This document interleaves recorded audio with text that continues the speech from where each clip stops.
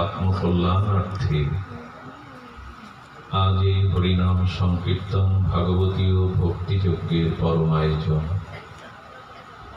এই পরম আয়োজনে গৃহশ্রী অঙ্গনে ভাগবত অধিবেশনে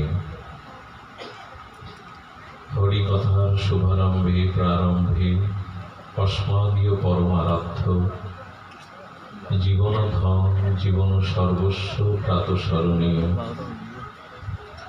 সদ্গুরু শ্রী ভগবান শ্রী শ্রী গুরু মহারাজের পাবন পদারবিন্দে পরার্ধ কোটি দণ্ডবৎ প্রণতি। এটি পূর্বে ব্যাসাসনে অলঙ্কৃত করে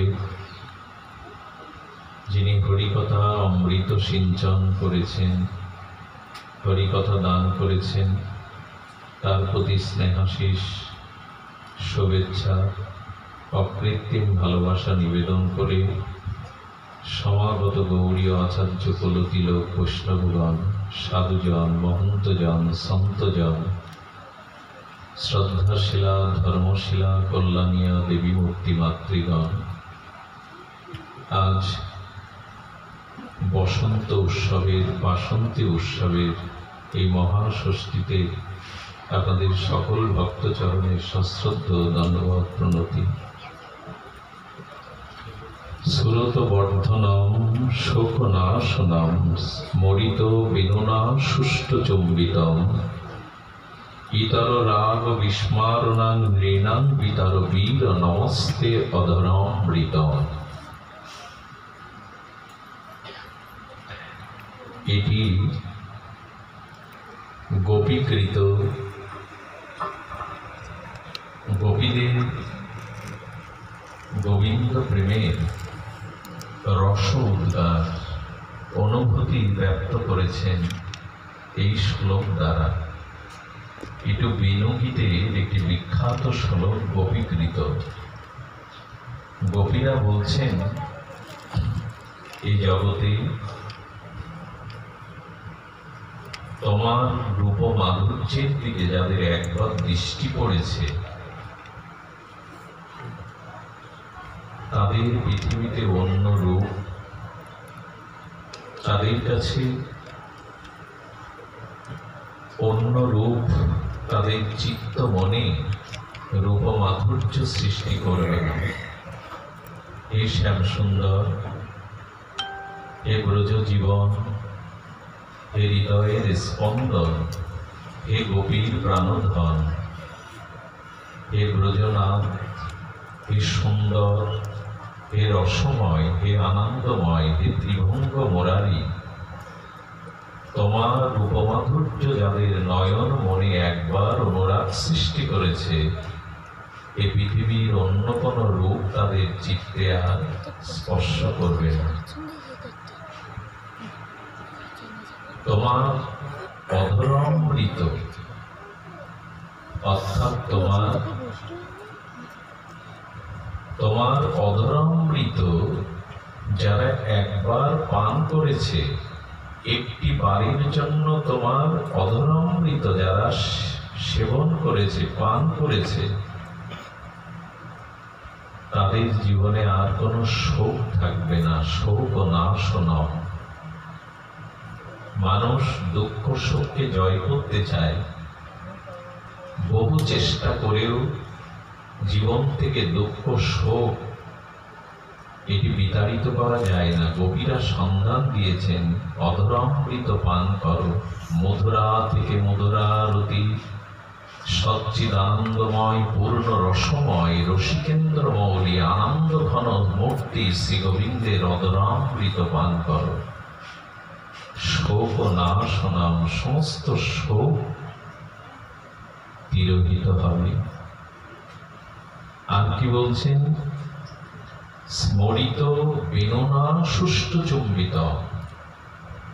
তুমি তোমার বেনু অর্থাৎ মুরলী ধ্বনি, সেই সুর মাধুর্য যাদের একবার করণ মনে এই বংশীধ্বনি বেণুধ্বনি যাদের কর্ণে প্রবেশ করেছে, তাদের এই জগতের কোনো স্মৃতি, এই জগতের কোনো আবেশ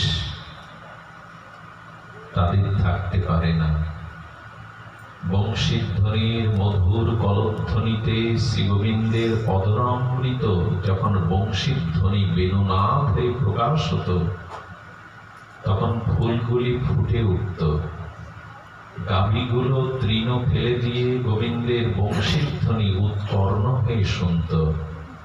গাভী মায়ের বৎসগুলি মুখের গাভীর দুগ্ধটা তাদের গালসি দিয়ে পড়ে যেত। দুঃখ সেবন করার তাদের স্মৃতি থাকত না। যমুনার নীল জল সেই তরঙ্গ অভিমুখী হয়ে গোবিন্দের বংশীধ্বনি শুনে বিপরীত দিকে ধেয়ে আসত। আকাশের মেঘমালাগুলি ভেসে যেতে যেতে বংশীধ্বনিতে ছায়া শীতল হয়ে গোবিন্দের মস্তকে ছায়া আচ্ছাদিত করে তারাও বংশীধ্বনিতে স্থবির হয়ে যেত। গোবিন্দের মুরলীধ্বনির পঞ্চম তানে পাথরগুলি, প্রস্তরগুলি বিগলিত হয়ে যেত, বিগলিত হয়ে যেত, অর্থাৎ কঠিন বস্তুগুলো তরল হয়ে যেত, আর তরল জলগুলি বরফে রূপান্তরিত হয়ে যেত তোমার বেণুনাদে। যদি এইসব কথা আমাদের সাধারণ হৃদয়ে স্পর্শ করবে না, শ্রী গোবিন্দের রূপমাধুর্য, বেণুমাধুর্য অদরামৃত তাকে ভালো না বাসলে, বৃন্দাবনের যুগল ভজনের প্রাপ্তি না হলে সব কথা মনে ধরবে না। তবে এ কথায় আমাদের মহাপ্রভু দিতে এসেছিলেন। শ্রীধাম বৃন্দাবনে যুগল ভজনী মহাপ্রভু দিতে এসেছিলেন। দেখুন, একটু আগে প্রদীপ, ও আমার খুব স্নেহাশিস, ও বলছিল পাপ দূর হয়, তাই না? পাপ দূর হয়। কিন্তু বৃন্দাবনের ভজনে পাপ দূর করবার জন্য ভজন না, বরঞ্চ তোমাকে ভালোবেসে, তোমাকে মনোপ্রাণ দিয়ে, জগতের সমস্ত পাপ আমায় দিয়ে তাদেরকে প্রেম ভক্তি দাও, তাদেরকে ব্রজ ভক্তি দাও। এলো ভক্তের ভাষা। আমার পাপ দূর করো, এ কথা গোপীরা বলেনি। গোপীরা বরঞ্চ বলেছিল সংসার ছেড়েছি, দেহ ছেড়েছি, বেদ ধর্ম ছেড়েছি, সংসারের সব কর্তব্য ছেড়ে গভীর নিশীতে স্বামী, পুত্র, পরিজন, দেহশোক, বেদ ধর্ম, কুল ধর্ম, নারী, নারীত্ব ধর্ম সব ছেড়ে তোমার চরণে এসেছি। কেন জানো? পাপের ভয়ে তোমাকে ভালোবাসিনি, নরকের ভয়ে তোমাকে ভালোবাসিনি, তোমাকে ভালোবেসেছি ভালোবাসতে হয়, তাই কোনো কিছু দূর করার বা প্রাপ্তির জন্য নয়।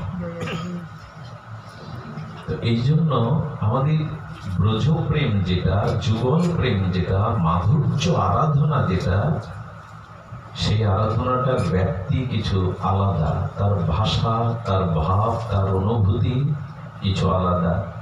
এই জন্য ভগবানকে আমি বলতে পারি না তুমি আমার পাপ নাও, তুমি আমাকে তোমার পূর্ণ দাও, বরঞ্চ গৌরগণ বলেছেন, গৌর ভক্তগণ, গৌর দাসানুদার বলেছেন, পৃথিবীর সমস্ত পাপকে আমায় দিয়ে জীবকে তুমি প্রেম দাও। দূর করতে চাননি, তারা নিতে চেয়েছেন অন্যের পাপ, নিয়ে অন্যকে তারা প্রেম ভক্তি দিতে বলেছেন। ভগবানকে ভালোবাসলে পাপ তাড়ানোর চেষ্টা করতে হয় না। সূর্য উদয় হলে অন্ধকারের জন্য লাঠি ঠেঙা নিয়ে বন্দুক নিতে নেই, এমনি দূর হবে। ভগবানকে ভালোবাসলেই নিষিদ্ধ ক্রিয়া, খুঁটিনাটি পাপ, জোর করে আপনি পাপ নিষ্কৃতি করতে পারবেন না। নিজের শক্তি বলে, ধ্যান ধারণার দ্বারা আপনি পাপ মুক্ত হতে পারবেন না। একমাত্র ভগবানকে ভালোবাসলেই আপনার চিত্তে সেই ভগবত প্রেমের আবেশে সেই সূর্য উদয়ে যেমন স্বাভাবিকভাবে অন্ধকার দূর হয়, তেমনি করেই দূর হবে। সুধীজন, গোপীরা নিজেদের চরণ ধুলি গোবিন্দের মাথায় দিয়েও তারা চিন্তা করেছে নরকে যেতে হয় আমরাই যাই, আমাদের গোবিন্দ ভালো থাকুক। তো পাপ দেওয়ার চিন্তা থাকলে এরকম হয়? তোমার মস্তকে আমরা আমাদের পায়ের ধুলো দিয়ে দিচ্ছি করিয়ে, আমরা নরকে যাই, এ ভাবনা আমাদের নাই, তুমি সুখী হও। এই জন্য আমরা ব্রজের যে স্তরের কথা, সেটা আমাদের এক মহাত্মা বলেছেন, গীতার একটা মাত্র শ্লোক ছাড়া বৃন্দাবনের রসে যুগল ভজনে কোনো কিছুই গণে চলবে না। খুব শক্ত কথা বলেছেন বড় পণ্ডিত। গীতায় বলেছেন, ঋতু নাম কুসুমকার, অর্থাৎ বসন্তে ফুল ফলে পল্লবিত হয় প্রকৃতি। বৃন্দাবনে এই কথা খাটবে না। বৃন্দাবনে ষড় ঋতুর ফুল একই সাথে ফোটে, আর সেই ষড় ঋতুর ফুল যুক্ত করে বৈজয়ন্তী মালা করে গোবিন্দের গলে দেয় কবিরা। ওইখানের বিধি কিছু আলাদা, শ্রীধাম বৃন্দাবনের যুগল মাধুর্য কিছু আলাদা। যদি বলেন এত উপরের কথা কেন বলছো, পাপ তাপ শোক যন্ত্রণা বুকে নিয়েই তো বেঁচে আছি।